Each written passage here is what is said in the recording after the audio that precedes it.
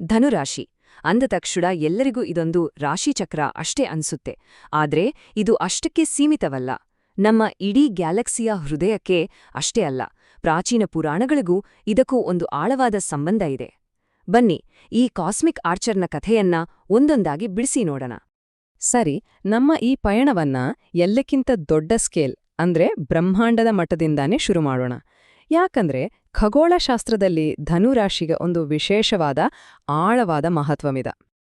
ನೋಡಿ, ನಮ್ಮ ಗ್ಯಾಲಕ್ಸಿ ಅಂದ್ರೆ ಈ ಕ್ಷೀರಪಥ ಇದೆಯಲ್ವಾ, ಅದಕ್ಕೂ ಒಂದು ಕೇಂದ್ರವಿದೆ. ಆಶ್ಚರ್ಯ ಅಂದ್ರೆ ಆ ಕೇಂದ್ರ ಬಿಂದು ಇರೋದೇ ಈ ಧನುರಾಶಿಯ ನಕ್ಷತ್ರಪುಂಜದ ಒಳಗೆ. ಅಂದ್ರೆ ಇಡೀ ಗ್ಯಾಲಕ್ಸಿಯನ್ನು ಹಿಡಿದಿಟ್ಕೊಂಡಿರೋ ಒಂದು ಆಧಾರ ಸ್ತಂಭ ಇದ್ದ ಹಾಗೆ ಇದು. ಹಾಗಾದ್ರೆ ಈ ಸ್ಯಾಜಿಟೇರಿಯಸ್ ಎ ಸ್ಟಾರ್ ಅಥವಾ SGR-A ಅಂತಾರಲ್ಲ, ಅಂದ್ರೇನು? ಸಿಂಪಲ್ ಆಗಿ ಹೇಳ್ಬೇಕಂದ್ರೆ ಇದು ನಮ್ಮ ಕ್ಷೀರಪಥದ ಮಧ್ಯದಲ್ಲಿರೋ ಒಂದು ಸೂಪರ್ ಮ್ಯಾಸಿವ್ ಬ್ಲ್ಯಾಕ್ ಹೋಲ್. ನಮ್ಮ ಇಡೀ ಗ್ಯಾಲಕ್ಸಿಯ ಗುರುತ್ವಾಕರ್ಷಣೆಯ ಕೇಂದ್ರ, ಒಂದ್ ರೀತಿ ಬ್ರಹ್ಮಾಂಡದ ಹೃದಯ ಇದ್ದಾಗೆ. ಅಬ್ಬಾ, ಇದ್ರ ಶಕ್ತಿ ಎಷ್ಟಿರ್ಬೋದು ಅಂತ ಊಹಿಸೋಕಾಗುತ್ತಾ? ಈ ಸ್ಯಾಜಿಟೇರಿಯಸ್ ಎಕ್ಸ್ ನಮ್ಮ ಸೂರ್ಯನಿಗಿಂತ 1-2 ಅಲ್ಲ, ಬರೋಬ್ಬರಿ 40 ಲಕ್ಷ ಪಟ್ಟು ಹೆಚ್ಚು ದ್ರವ್ಯರಾಶಿ ಹೊಂದಿದೆ. ಜಸ್ಟ್ ಇಮ್ಯಾಜಿನ್, ಈ ಒಂದು ನಂಬರ್ ಸಾಕು ಅದರ ಅಗಾಧ ಶಕ್ತಿಯನ್ನ ಅರ್ಥ ಮಾಡ್ಕೊಳ್ಳೋಕೆ. ಇಲ್ಲಿ ಒಂದು ಅದ್ಭುತವಾದ ಹೋಲಿಕೆ ಇದೆ ನೋಡಿ. ಹೇಗೆ ಈ ಬ್ಲ್ಯಾಕ್ ಹೋಲ್ ನಮ್ಮ ಇಡೀ ಗ್ಯಾಲಕ್ಸಿಯನ್ನ ಒಂದು ಸ್ಥಿರತೆಯಲ್ಲಿ ಹಿಡಿದಿಟ್ಕೊಂಡಿದೆಯೋ, ಅದೇ ಮೂಲ ಗುಣ, ಅದೇ ಶಕ್ತಿ ಮತ್ತು ಸ್ಥಿರತೆ ಧನುರಾಶಿಯವರ ಸ್ಪಿರಿಟ್ನಲ್ಲೂ ಕಾಣಿಸುತ್ತೆ. ಓಕೆ, ಈಗ ಗ್ಯಾಲಕ್ಸಿಯ ಆಚೆಯಿಂದ ನಮ್ಮ ಹತ್ರಕ್ಕೆ ಬರೋಣ, ಅಂದ್ರೆ ನಮ್ಮ ಸೌರವ್ಯೂಹಕ್ಕೆ. ಇಲ್ಲಿ ಧನುರಾಶಿಯನ್ನ ಆಳೋ ಗ್ರಹ ಯಾವುದೋ ಅದು ಗುರುಗ್ರಹ. ಅದರ ಪೌರಾಣಿಕ ರೂಪವೇ ದೇವಗುರು ಬೃಹಸ್ಪತಿ. ಇವರ ಪ್ರಭಾವ ಹೇಗಿರುತ್ತೆ ಅಂತ ನೋಡೋಣ. ಗುರುಗ್ರಹದ ಶಕ್ತಿಯನ್ನ ಅರ್ಥ ಮಾಡ್ಕೋಬೇಕು ಅಂದ್ರೆ ಈ ಹೋಲಿಕೆ ನೋಡಿ. ಒಂದ್ ಕಡೆ ನಮ್ಮ ಮನೆ ಭೂಮಿ, ಇನ್ನೊಂದ್ ಕಡೆ ಗುರು, ಭೂಮಿಗಿಂತ 11 ಪಟ್ಟು ದೊಡ್ಡದಾದ ಒಂದು ಗ್ಯಾಸ್ ದೈತ್ಯ. ಅಷ್ಟೇ ಅಲ್ಲ, ನಮ್ಮ ಸೌರವ್ಯೂಹದ ಉಳಿದ ಎಲ್ಲಾ ಗ್ರಹಗಳ ಒಟ್ಟು ತೂಕಕ್ಕಿಂತ 2 ಪಟ್ಟು ಹೆಚ್ಚು ತೂಕ ಈ ಒಂದೇ ಗ್ರಹಕ್ಕಿದೆ. ಈ ಬೃಹತ್ ಗಾತ್ರವೇ ಧನುರಾಶಿಯವರ ದೊಡ್ಡ ದೊಡ್ಡ ಕನಸುಗಳಿಗೆ, ಅವರ ವಿಸ್ತಾರವಾದ ಸ್ವಭಾವಕ್ಕೆ ಒಂದು ಸಂಕೇತ. ನಮ್ಮ ಪುರಾಣಗಳಲ್ಲಿ ಬೃಹಸ್ಪತಿಗೆ ಒಂದು ದೊಡ್ಡ ಸ್ಥಾನವಿದೆ. ಅವರನ್ನ ದೇವತೆಗಳ ಗುರು ಅಂತ ಕರೀತಾರೆ. ಯಾಕಂದ್ರೆ ಅವರು ಅಜ್ಞಾನ ಅನ್ನೋ ಕತ್ತಲನ್ನ ಓಡಿಸಿ ಜ್ಞಾನದ ಬೆಳಕನ್ನ ತರೋರು. ಋಗ್ವೇದದ ಈ ಸಾಲು ನೋಡಿ, ಮಹಾನ್ ಬೆಳಕಿನಿಂದ ಜನಿಸಿದವನು ಕತ್ತಲೆಯನ್ನು ಓಡಿಸುವವನು. ಇದು ಬೃಹಸ್ಪತಿಯ ನಿಜವಾದ ಶಕ್ತಿಯನ್ನ ವರ್ಣಿಸುತ್ತೆ. ಹಾಗಾದ್ರೆ ಗುರುವಿನ ಶಕ್ತಿಯೇನು? ಅವರು ಜ್ಞಾನ, ನೀತಿ, ಧರ್ಮ ಈ ಎಲ್ಲದರ ಸಂಕೇತ. ಅವರ ಆಯುಧವೇ ಒಂದು ಬಿಲ್ಲು. ಅದರಿಂದ ಹೊಡೆಯೋ ಬಾಣಗಳು ಜ್ಞಾನದ ಬಾಣಗಳು. ಅವರ ಪ್ರಭಾವದಿಂದ ಆಧ್ಯಾತ್ಮಿಕ ಬೆಳವಣಿಗೆ, ಸರಿಯಾದ ಮಾರ್ಗದರ್ಶನ ಸಿಗುತ್ತೆ. ಇಂಟ್ರೆಸ್ಟಿಂಗ್ ಅಂದ್ರೆ ಬೃಹಸ್ಪತಿಯ ಈ ಪ್ರತಿಯೊಂದು ಗುಣ ಧನುರಾಶಿಯವರ ವ್ಯಕ್ತಿತ್ವದಲ್ಲಿ ನೇರವಾಗಿ ಕಾಣಿಸುತ್ತೆ. ಸರಿ, ಇಲ್ಲಿಯವರೆಗೆ ನಾವು ಬ್ರಹ್ಮಾಂಡದ ಬಗ್ಗೆ, ಪುರಾಣಗಳ ಬಗ್ಗೆ ಮಾತಾಡಿದ್ವಿ. ಈಗ ನೇರವಾಗಿ ಧನುರಾಶಿಯವರ ವ್ಯಕ್ತಿತ್ವದೊಳಗೆ ಇಳಿಯೋಣ. ಅವರ 5 ಸೀಕ್ರೆಟ್ಸ್, ಅವರನ್ನ ವಿಶೇಷವಾಗಿಸೋ 5 ಗೂಢ ರಹಸ್ಯಗಳನ್ನ ಒಂದೊಂದಾಗಿ ನೋಡೋಣ. ಮೊದಲನೇ ರಹಸ್ಯ ಇವರ ದೂರದೃಷ್ಟಿ. ಇದು ಸಾಮಾನ್ಯವಾದದ್ದಲ್ಲ.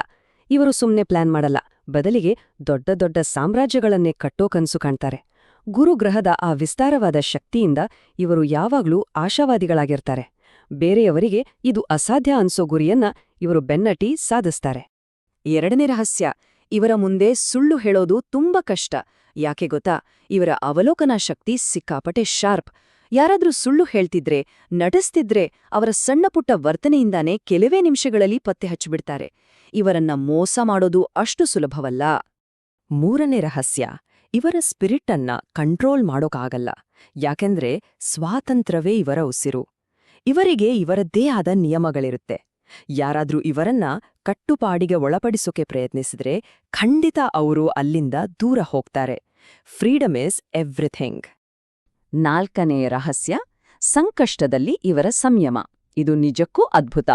ಎಂಥದ್ದೇ ಕೆಟ್ಟ ಪರಿಸ್ಥಿತಿ ಇರ್ಲಿ, ಅದರಲ್ಲೂ ಒಂದು ಹಾಸ್ಯವನ್ನ ಹುಡುಕ್ತಾರೆ. ಹಳೆಯ ನೋವು, ದ್ವೇಷವನ್ನ ಮನಸ್ಸಲ್ಲಿ ಇಟ್ಕೊಳ್ಳಲ್ಲ, ಸುಲಭವಾಗಿ ಬಿಟ್ಬಿಡ್ತಾರೆ. ಯಾಕಂದ್ರೆ ಇವರ ನೋಟ ಯಾವಾಗ್ಲೂ ಭವಿಷ್ಯದ ಕಡೆ ಇರುತ್ತೆ. ಇದೇ ಇವರ ಮಾನಸಿಕ ಶಕ್ತಿ. ಮತ್ತು 5ನೇ ರಹಸ್ಯ, ಲೆಕ್ಕಾಚಾರದ ರಿಸ್ಕ್ ತೆಗೆದುಕೊಳ್ಳೋದು. ಇವರು ಸಾಹಸಿಗಳು ನಿಜ, ಆದರೆ ಅದು ಕುರುಡು ಧೈರ್ಯ ಅಲ್ಲ. ಪ್ರತಿಯೊಂದು ದೊಡ್ಡ ರಿಸ್ಕ್ ತೆಗೆದುಕೊಳ್ಳುವಾಗ್ಲೂ ಒಂದು ಎಚ್ಚರಿಕೆಯ ಯೋಜನೆ ಇರುತ್ತೆ. ಒಂದು ವೇಳೆ ಪ್ಲಾನ್ ಎ ಫೇಲ್ ಆದ್ರೆ ಅವರತ್ರ ಯಾವಾಗ್ಲೂ ಒಂದು ಪ್ಲಾನ್ ಬಿ ರೆಡಿ ಇರುತ್ತೆ. ಹಾಗಾದ್ರೆ ಈ ಎಲ್ಲಾ ಗುಣಗಳು ಅವರ ವೃತ್ತಿಜೀವನದಲ್ಲಿ, ಸಂಬಂಧಗಳಲ್ಲಿ ಮತ್ತು ನಿಜ ಜೀವನದಲ್ಲಿ ಹೇಗೆ ಕಾಣಿಸುತ್ತೆ ಇದರ ಬಗ್ಗೆ ಸ್ವಲ್ಪ ನೋಡೋಣ. ರಿಲೇಶನ್ಶಿಪ್ಸ್ ವಿಷಯಕ್ಕೆ ಬಂದ್ರೆ ಇವರಿಗೆ ಬೌದ್ಧಿಕವಾಗಿ ಕನೆಕ್ಟ್ ಆಗೋ ಮತ್ತೆ ಇವರ ಸ್ವಾತಂತ್ರ್ಯಕ್ಕೆ ಬೆಲೆ ಕೊಡೋ ಪಾರ್ಟ್ನರ್ ಬೇಕು. ಅದಕ್ಕೆ ನೋಡಿ, ಮೇಷ ಮತ್ತು ಸಿಂಹ ರಾಶಿಯೋರ್ ಜೊತೆ ಇವರ ಹೊಂದಾಣಿಕೆ ತುಂಬಾ ಚೆನ್ನಾಗಿರುತ್ತೆ. ಯಾಕಂದ್ರೆ ಅವರೆಲ್ಲರೂ ಫೈರ್ ಎಲಿಮೆಂಟ್, ಒಂದೇ ತರಹದ ಆಸಕ್ತಿಗಳಿರುತ್ತೆ. ಧನುರಾಶಿಯವರ ಜೀವನ ಪಯಣ ಹೇಗಿರುತ್ತೆ ಅನ್ನೋದಕ್ಕೆ ಒಂದು ಅದ್ಭುತವಾದ ಉದಾಹರಣೆ ಇದೆ. ಒಬ್ಬ ಬಸ್ ಕಂಡಕ್ಟರ್ ಆಗಿದ್ದವರು ಜಗತ್ತು ತಿರುಗಿ ನೋಡೋ ಸೂಪರ್ ಸ್ಟಾರ್ ಆದ ಕಥೆ. ಹೌದು, ನಾನಿಲ್ಲಿ ಮಾತಾಡ್ತಿರೋದು ರಜನಿಕಾಂತ್ ಅವರ ಬಗ್ಗೆ. ರಜನಿಕಾಂತ್ ಅವರ ಜೀವನವನ್ನ ನೋಡಿದ್ರೆ ಧನುರಾಶಿಯ ಎಲ್ಲಾ ಗುಣಗಳು ಅಲ್ಲಿ ಕಾಣಿಸುತ್ತೆ. ನಟನೆಯಲ್ಲಿ ತಮ್ಮದೇ ಆದ ವಿಶಿಷ್ಟ ಶೈಲಿ, ಸ್ಟೇಬಲ್ ಆಗಿದ್ದ ಕೆಲ್ಸ ಬಿಟ್ಟು ಸಿನಿಮಾದ ಅನಿಶ್ಚಿತ ಕ್ಷೇತ್ರಕ್ಕೆ ಬಂದ ಲೆಕ್ಕಾಚಾರದ ರಿಸ್ಕ್, ಅವರಲ್ಲಿರೋ ಆಧ್ಯಾತ್ಮಿಕ ಒಲವು, ಇಷ್ಟೆಲ್ಲ ಯಶಸ್ಸು ಕಂಡ್ರೂ ಅವರಲ್ಲಿರೋ ಸರಳತೆ, ಇವೆಲ್ಲವೂ ಧನುರಾಶಿಯವರ ವ್ಯಕ್ತಿತ್ವದ ಪ್ರತಿಬಿಂಬ. ಸರಿ, ಈ ಎಲ್ಲಾ ಅಂಶಗಳನ್ನ ಒಟ್ಟು ಸೇರಿಸಿ ಈ ವಿಶ್ಲೇಷಣೆಯ ಅಂತಿಮ ಭಾಗಕ್ಕೆ ಬರೋಣ. ಒಟ್ಟಾರೆಯಾಗಿ ಹೇಳೋದಾದ್ರೆ ಧನುರಾಶಿಯವರ ಚೈತನ್ಯ ಅನ್ನೋದು ಸುಮ್ನೆ ಬಂದಿದ್ದಲ್ಲ. ಅದರೊಳಗೆ ನಮ್ಮ ಇಡೀ ಗ್ಯಾಲಕ್ಸಿಯನ್ನ ಹಿಡಿದಿಟ್ಟಿರುವ ಕೇಂದ್ರದ ಸ್ಥಿರತೆ ಇದೆ, ಹಾಗೆ ದೇವತೆಗಳಿಗೆ ಪಾಠ ಹೇಳಿದ ಗುರುವಿನ ಜ್ಞಾನವೂ ಇದೆ. ಇದೇ ಕಾರಣಕ್ಕೆ ಇವರು ಹುಟ್ಟಿನಿಂದಲೇ ಬೇರೆಯವರಿಗೆ ಮಾರ್ಗದರ್ಶನ, ಸ್ಫೂರ್ತಿ ನೀಡು ಒಂದು ವಿಶಿಷ್ಟ ಸಾಮರ್ಥ್ಯವನ್ನ ಹೊಂದಿರ್ತಾರೆ. ಕೊನೆಯದಾಗಿ ಒಂದು ಯೋಚನೆ. ಬಿಲ್ಲುಗಾರನ ಬಾಣ ಯಾವಾಗ್ಲೂ ಎತ್ತರದ ಗುರಿಯನ್ನೇ ಇಟ್ಟಿರುತ್ತೆ, ಅಲ್ವಾ? ಹಾಗಾದ್ರೆ ಜೀವನದಲ್ಲಿ ನಮ್ಮ ಬಾಣ ಯಾವ ಗುರಿಯತ್ತ ಸಾಗುತ್ತಿದೆ? ಈ ಪ್ರಶ್ನೆಯೊಂದಿಗೆ ಈ ಚರ್ಚೆಯನ್ನ ಮುಗಿಸೋಣ.